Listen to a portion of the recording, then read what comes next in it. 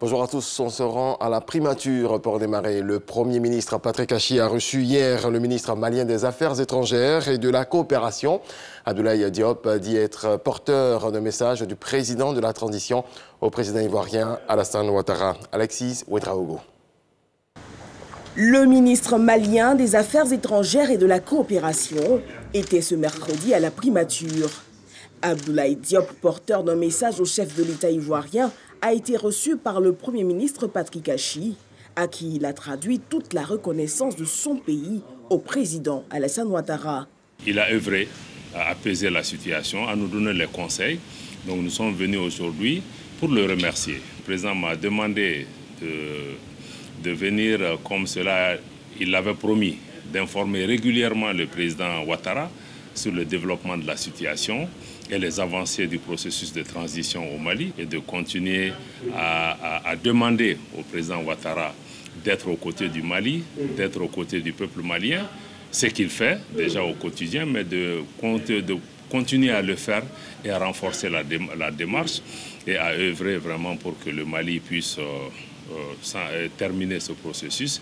Je pars d'ici réconforté par rapport à cet engagement qui n'a pas fléchi et à l'accompagnement dont nous pourrons faire l'objet, mais aussi en tant qu'aîné, continuer à bénéficier de sa sagesse, de ses conseils pour éviter les erreurs qui ont été commises ailleurs et pour permettre vraiment que nos peuples puissent cheminer la main dans la main. La transition malienne a procédé lundi soir à l'adoption du plan d'action gouvernemental et rassuré quant à sa ferme intention de respecter ses engagements envers la population et la communauté internationale. Il fait partir des objectifs du développement durable. Le phénomène du travail des enfants doit prendre fin d'ici à 2025, d'où le lancement à Abidjan de l'année internationale pour l'élimination du travail des enfants sous l'impulsion des Nations Unies. En 2020, 160 millions d'enfants victimes de travail ont été recensés dans le monde. Les effets du Covid-19 pourraient aggraver la situation.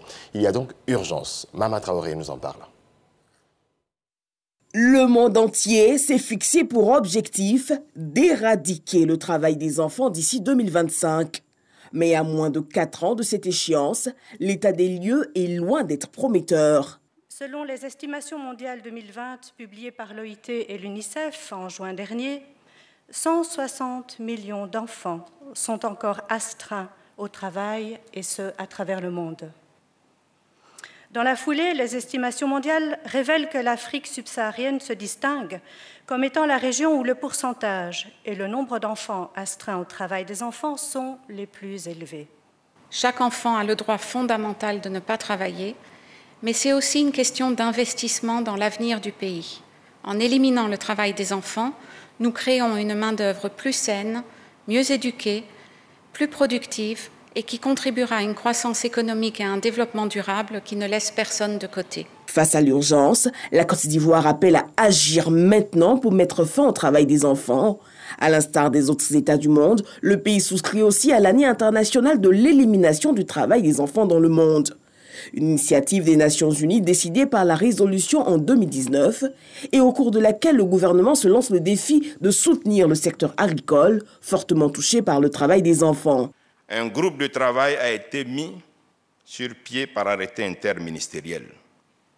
Le dit groupe a pour mission d'identifier toutes les actions nécessaires pour faire bénéficier aux paysans du dispositif de protection sociale en vigueur dans notre pays.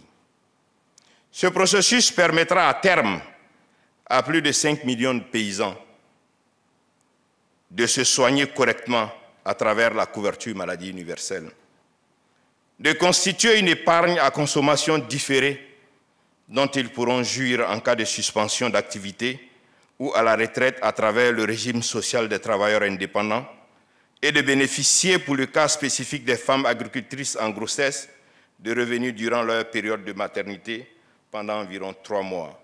Cette ambition concerne les agriculteurs de toutes les spéculations menacées du fait du travail des enfants. Selon le ministre Adama Kamara, un soutien se veut capital dans l'aboutissement de ce plaidoyer en faveur du monde paysan, celui de la première dame Dominique Ouattara, présidente du Comité national de surveillance des actions de lutte contre le travail des enfants. Représentée par sa directrice de cabinet, Sylvie Patricia Yao, elle a une fois de plus réitéré sa volonté d'éliminer le travail des enfants dans le pays. Il nous faudra, mesdames et messieurs, renforcer notre lutte de manière vigoureuse, étendre nos actions à l'ensemble du territoire, prendre en compte tous les secteurs d'activité économique tels que l'agriculture, l'artisanat, les mines, le commerce, le transport, ainsi que le secteur domestique. Il nous faudra également accentuer nos actions de communication et de sensibilisation dans les communautés, poursuivre le renforcement des capacités de tous les acteurs engagés dans cette lutte, intensifier le volet de la répression par la création de 5 nouvelles antennes de police, ainsi que la réalisation d'opérations de police d'envergure. Il nous faut également organiser de toute urgence le recrutement de plus de 250 agents de surveillance du travail des enfants qui seront quotidiennement dans les zones reculées pour s'assurer que les enfants ne sont pas exploités. Notre défi sera également d'améliorer l'accès à l'éducation de tous les enfants en âge d'aller à l'école par la construction d'écoles dans les zones rurales, de cantines scolaires, de logements pour les enseignants, afin d'améliorer les conditions d'apprentissage de nos enfants. Toutes ces actions ne peuvent nous permettre d'atteindre nos objectifs que si nous mutualisons nos efforts afin d'agir en parfaite synergie pour un maillage plus efficace du territoire national et ainsi éviter la dispersion des ressources et des forces. Il nous incombe à tous d'agir immédiatement et sans réserve pour que cette année 2021 consacre une régression significative du travail des enfants dans notre pays. Cette année internationale pour l'élimination du travail des enfants verra l'intensification au plan national des actions de sensibilisation, de répression et d'appui à la scolarisation. L'objectif étant de sauver les 790 000 enfants encore astreints au labeur d'ici 2025. Vous l'avez constaté, c'est plutôt un commentaire d'Alexis Ouedraogo. Les agents de la RTI se font vacciner contre le Covid-19. L'opération a démarré ce mardi 3 août à la Maison de la Télévision à Cocody. Elle est dirigée par une équipe de l'Institut national d'hygiène publique. Walter Amadou Ouattara. Par ce geste qu'il juge simple, le journaliste Abou Sanogo se sent à la fois soulagé et agréablement surpris par la durée de cet acte médical. C'est fini déjà. J'ai eu peur pour rien. Je suis content. Je viens de poser l'acte citoyen qui me permet donc de sauver ma vie et sauver celle des autres. Cette séance de vaccination contre la Covid-19 est conduite par une équipe de l'Institut national d'hygiène publique. Elle se tient à la Maison de la télévision ivoirienne à Cocody. Les agents de la RTI Cocody et Plateau, mais aussi ceux de la station régionale de Boaké, ainsi que l'ensemble des correspondants régionaux se font vacciner avec plaisir. Nous travaillons dans une société publique. Il y a beaucoup de monde qui viennent à la RTI. On ne sait pas qui est qui. Et puis, on nous dit de nous vacciner. Si tu ne l'as pas fait, si tu l'as attrapé, c'est à tes dépens. Et je pense que quand les responsables disent « vaccinez-vous », les responsables ne peuvent pas envoyer ce qui peut nous tuer dans l'entreprise. Le gouvernement ne va pas se mettre à tuer tout le monde. Ce n'est pas une obligation, mais c'est une nécessité aujourd'hui.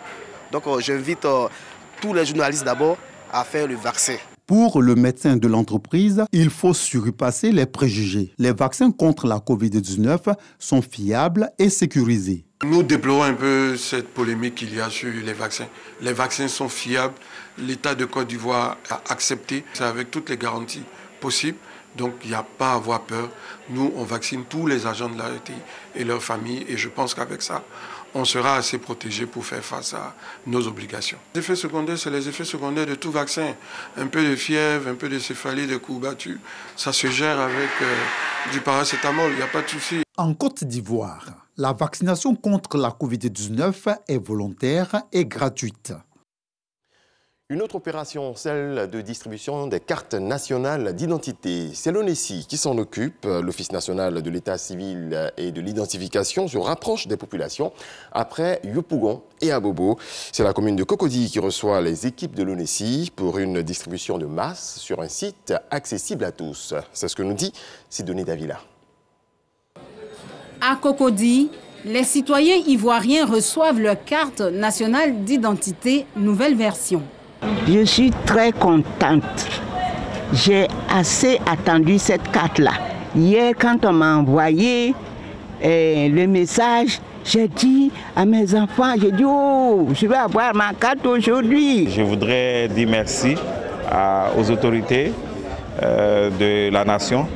Et puis, si le service peut se faire assez rapidement. Une opération facilitée par l'ONESI, l'Office national de l'état civil et de l'identification, pour permettre au maximum de requérants de retirer leur carte dans les délais. Pendant un temps, il y a eu des ajustements à faire qui ont fait que le nombre de personnes qui attendaient leur carte a augmenté. Et à travers ce genre d'opération, nous contribuons à réduire sensiblement le flux dans les différents centres pour que très rapidement les centres puissent continuer à faire leur travail, parce que ce sont des centres normalement qui sont prévus pour accueillir les gens et nous souhaitons que les gens mettent moins de 5 minutes à être servis. C'est avec empressement et dans la joie que Dame Nguessan a récupéré sa carte. Une joie freinée par une erreur sur sa carte. Moi, je suis professeur de lycée, mais ils ont mis professeur d'université. Avant de quitter les lieux, Dame Nguessan a pu trouver une solution, car les réclamations sont reçues sur place. On réceptionne la carte, voilà, et puis on enregistre le motif de la plainte de la dame pour porter la correction après. Sur le site de l'opération se tiennent également les enrôlements. Il y a deux sortes d'enrôlement. Il y a le renouvellement et puis il y a la nouvelle demande. La nouvelle demande, c'est pour ceux qui n'ont jamais fait de pièce d'identité, c'est-à-dire la carte orange, ils n'ont jamais eu. Ils ont besoin du certificat de nationalité et de l'extrait de naissance, les deux datant d'au moins 2 ans, et du reçu de paiement seulement. Toujours avec le même mode opératoire, la distribution massive de la carte nationale d'identité se déroule normalement à la grande satisfaction des responsables de l'ONESI. Sur toute l'opération, on est déjà à plus de 1,5 million de cartes qui ont été remises aux populations. Puis on a pratiquement plus de 3 millions d'enrôlements qui ont été faits. Et on a 2 millions de cartes qui sont produites et qui sont en train d'être remises à leurs propriétaires. Débutée le lundi dernier, l'opération de distribution massive de la carte nationale d'identité prend fin ce samedi à Cocody. Elle connaîtra une pause ce jeudi avec la tenue des examens du CAFOP. Dans le reste de l'actualité, un an après l'explosion du port de Beyrouth, la capitale libanaise a commémoré hier le drame qui a fait plus de 220 morts, des milliers de blessés et détruit une très large partie de la ville. Pour rendre hommage aux victimes, des dizaines de milliers de personnes sont descendues dans les rues de Beyrouth pour observer 1 minute de silence, mais aussi pour crier leur colère, car 1 an plus tard, aucun des responsables présumés n'a pour l'instant été traduit en justice. Les manifestations se sont rapidement transformées en émeutes à Beyrouth. Hugues Fabrice Zongo est entré dans l'histoire du sport au Burkina Faso. Aujourd'hui, aux Jeux Olympiques de Tokyo, le Burkinabé a offert la toute première médaille olympique de son pays en glanant le bronze au triple saut. Une victoire qui tombe à pic puisque le Burkina Faso fête aujourd'hui l'anniversaire de son accession à l'indépendance. Bonne fête à tous les Burkinabés. Merci à toutes et à tous de nous avoir suivis. C'est la fin de ce point de l'actualité. L'actualité qui revient à 10 h. D'ici là, portez-vous bien.